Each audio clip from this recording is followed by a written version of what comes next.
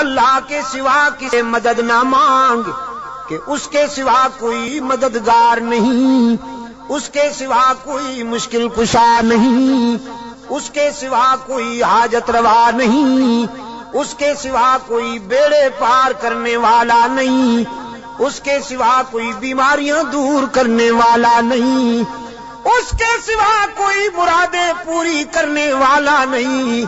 جب مانگنا ہو تو اسی سے مانگ، جب رونا ہو تو اسی کے در پہ آنسو بہا، جب دامن پھیلانا ہو تو اسی کے در پہ دامن پھیلا۔ وعدہ پورا کرنا، ایاک نعبد و ایاک نستعین، ہم تیری ہی عبادت کرتے ہیں اور جزاک اللہ، ہم تجھ سے ہی مدد مانگتے ہیں اور مانگتے رہیں گے۔ سیدہ عائشہ صدیقہ رضی اللہ تعالی عنہا نے بھی اللہ کے حضور اشک بہائے، اسی کو دل کی بات سنائی۔ الہ العالمین، منافقین نے میرے خلاف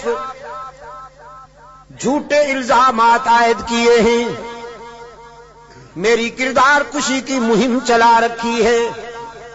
اگرچہ یہ بات نئی تو نہیں، مجھ سے پہلے بھی معصوموں کے خلاف یہ پراپگنڈا ہوتا رہا، لیکن جب موسیٰ پر الزام لگا تو نے ان کی برات کا اہتمام کیا، جب یوسف پر الزام لگا تو نے ان کی برات کا بھی اہتمام کیا، جب مریم پر الزام لگا تو نے ان کی برات کا بھی اہتمام کیا۔ میرے معبود، آج تیرے محبوب کی عائشہ اشک بار آئی ہے اور یہ فیصلہ کر کے آئی ہوں، جب تک میری برات کا اہتمام نہیں ہوگا تیرے در سے سر نہیں اٹھاؤں گی، سجدے سے سر نہیں اٹھاؤں گی، کسی اور کے در پہ نہیں جاؤں گی، تجھ سے ہی مدد مانگتی ہوں، تجھ سے ہی درد دل کہتی ہوں۔ رو رہی ہے سیدہ عائشہ صدیقہ رضی اللہ تعالی عنہا، کس کے آگے؟ اسی کے آگے رویا کرو، اسی کے آگے اشک بہایا کرو، اسی کے حضور دامن پھیلایا کرو، ساری امیدیں اسی سے وابستہ کیا کرو کہ اس کے سوا دامن بھرنے والا کوئی نہیں، دامن خالی کرنے والے بہت، بھرنے والا کون؟ دامن خالی کرنے والے بہت۔ بیٹھے ہوئے ہیں فنکار، جھنڈیاں لہرا رہی ہیں، زلفیں جا رہی ہیں، چادریں اوڑھی ہوئی، قبریں سجائی ہوئی، جھنڈیاں لہرائی ہوئی، چادر اوڑھے ہوئے بیٹھے ہیں، جیسے آسمان سے اتری ہوئی چیز ہو کوئی، اور سادہ لو انسانوں سے کہتے ہیں کچھ لے کے آؤ گے تو کچھ لے کے جاؤ گے، خالی ہاتھ آؤ گے تو خالی ہاتھ جاؤ گے، لیکن اس کے در رحمت سے صدا آتی ہے کچھ نہ لے کے آؤ، سب کچھ لے کے جاؤ، خالی ہاتھ آؤ، دامن بھر کے جاؤ۔ قال ربکم ادعونی استجب لکم ان الذین یستکبرون عن عبادتی سیدخلون جہنم داخرین۔ دنیا والوں سے مانگا جائے تو ناراض ہوتے ہیں، نہ مانگا جائے تو خوش ہوتے ہیں، لیکن یہ داتا وہ ہے کہ یہ مانگنے والوں سے خوش ہوتا ہے، نہ مانگنے والوں سے ناراض ہوتا ہے۔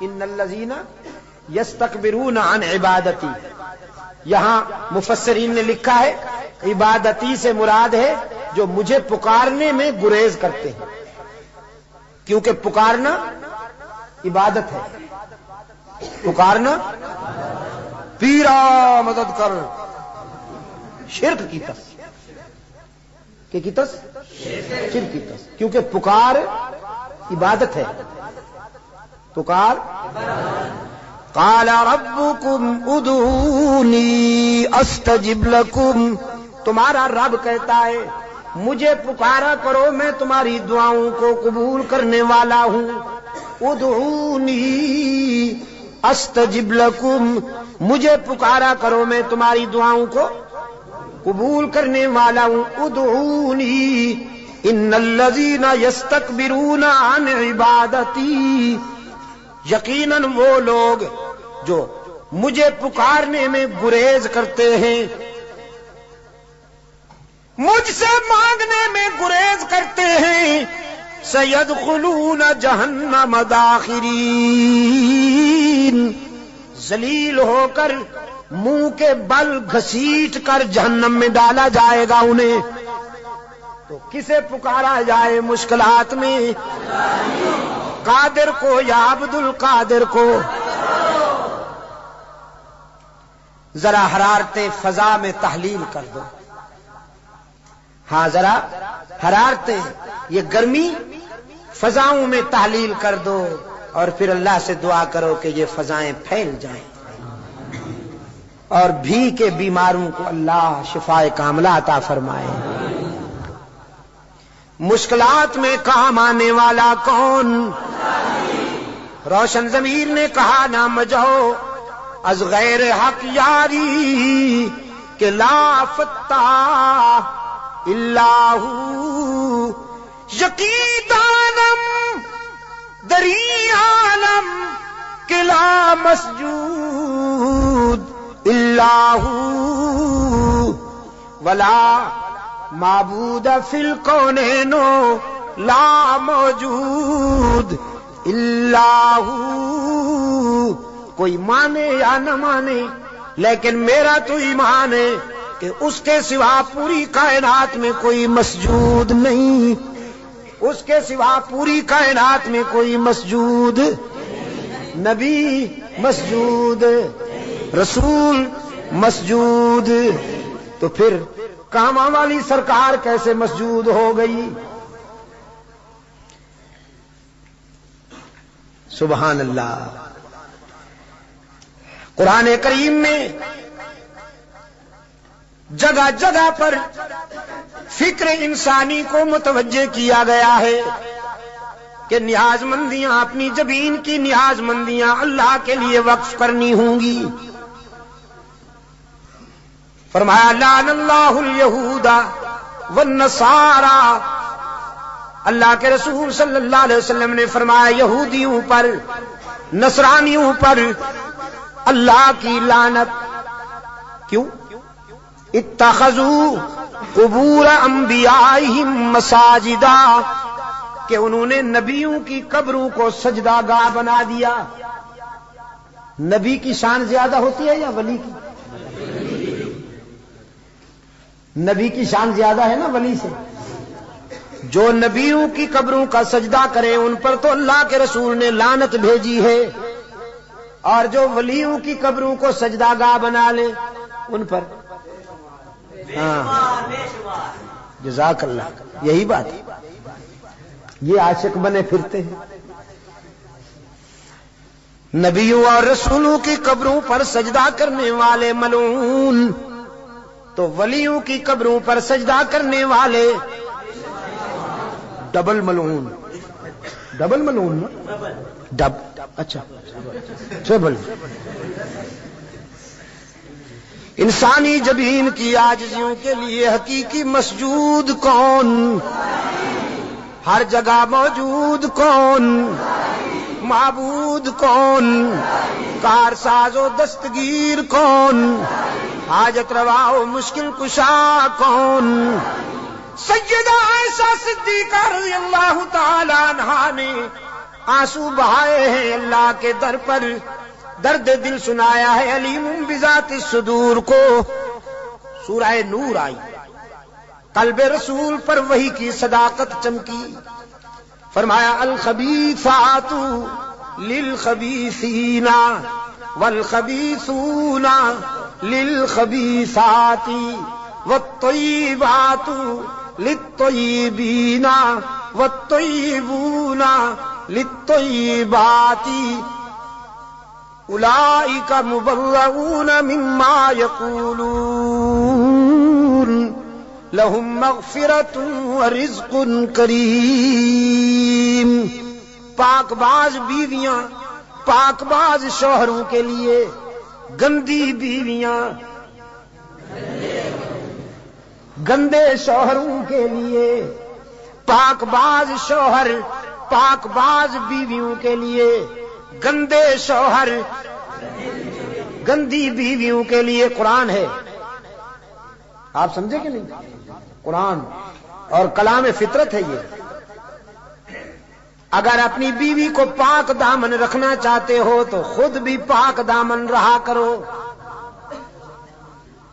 لیکن اگر تم تاڑ جھانک کرو گے تو ادھر بھی سلسلہ شروع ہو جائے گا، تمہیں معلوم ہو یا نہ ہو. سمجھے ہو کہ نہیں؟ کلام فطرت ہے نا قرآن کریم. قرآن کریم تو راز کی باتیں کہتا ہے، کلام فطرت ہے. فرمایا الخبیثات للخبیثین والخبیثون للخبیثات. ناپاک بیویاں ناپاک شوہروں کے لیے، ناپاک شوہر ناپاک بیویوں کے لیے.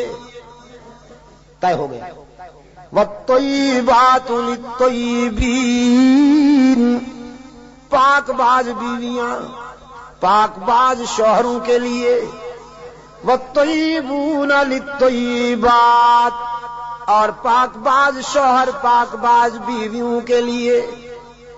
رب العالمین نے جرا کے لہجے میں سیدہ عائشہ کی وکالت کرتے ہوئے واضح کیا، جس نے اس عفیفہ کے کردار کو سمجھنا ہو، عائشہ کی عظمت کو سمجھنا ہو، وہ عائشہ کے شوہر کی عصمت کا نظارہ کرے. جس کا شوہر محمد معصوم، وہ بیوی کیسے نہ محفوظ. محمد معصوم ہے، عائشہ محفوظ ہے. جرا کے انداز میں رب العالمین نے برات کی. اولئک مبرؤون مما یقولون. میں اعلان کرتا ہوں کہ پیغمبر کی آبرو بے داغ ہے، نبی کی آبرو کا دامن پاک ہے. آپ میرے لیے اور میں آپ کے لیے اللہ کے حضور التجا کر دیں کہ اللہ دنیا اور آخرت کی کامیابیوں سے ہم کنار فرمائے.